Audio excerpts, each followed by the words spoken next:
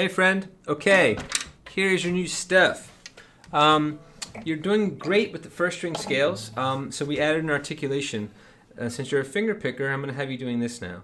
6, 2, 1, 2. And I want you to follow away this bit of information. To go from major to minor, you do three things. You flatten the third, you flatten the sixth, and you flatten the seventh. So flat 3, flat 6, flat 7. That's a little bit of theory to file away. Doing a little faster than you should, but do that in the major and the minor, please. Your pentatonic scales look great. You have all of the major ones well. Make sure that by the time you get to the D scales, you're playing with your fingers. Here's D major.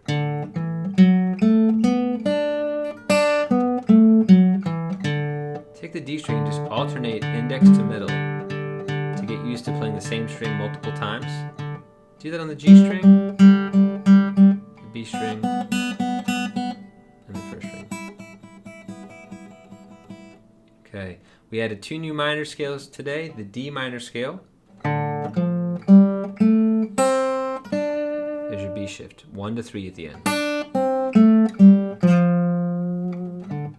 And then the G only has one open note, the very first note. Then it's 1, 3, 1, 3.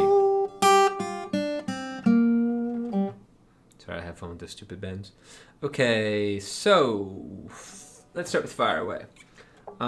His pattern is a bit more elaborate than ours, but the whole song is based on a chord scale. E, we'll call this 1, 2, 3, and then 4 is the E again, but higher up. The E shape.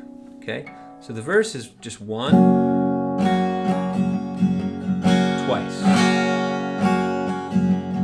and then 2 twice. Now for the pre-chorus, you go 3, 2, but you play each one once.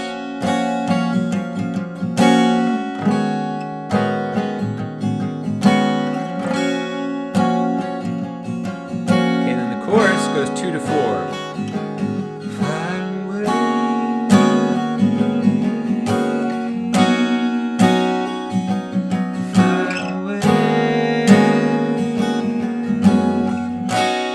It goes 1, 2, 3.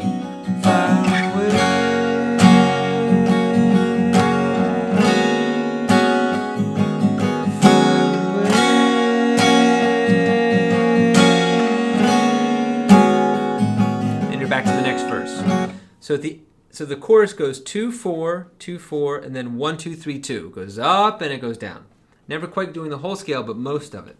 And then Fool's Gold, you want to capo at 6.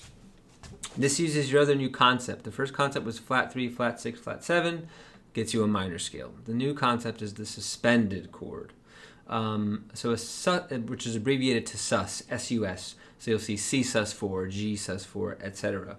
And what it means is you take the middle note of a chord and you start to move it in different directions. So if you move it up, it's called a sus4. You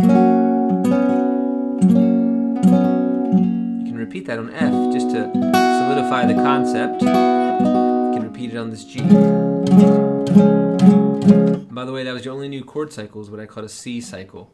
So you take C, you go to baby F, back to C, and then you go to what I call G3 because it's just 3 fingers. But start with these fingers, shift them up, and then at the end add your pinky to the high E string.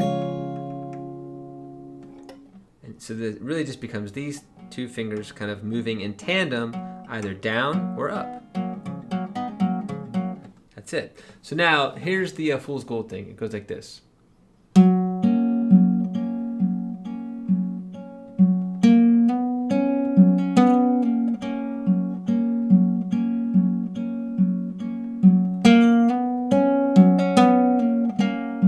So let's isolate that move.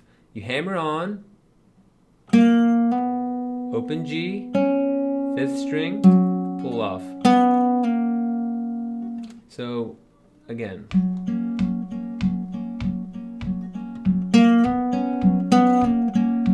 As I mentioned in your lesson, after you do the move, on the repeat you don't start with the thumb, you start with the chord. And that becomes a little interesting feature as you move on.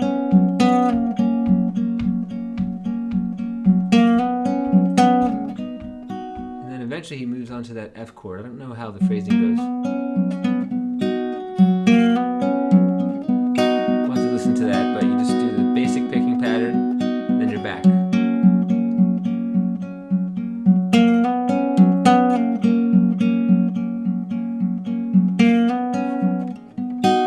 Maybe just do half the riff.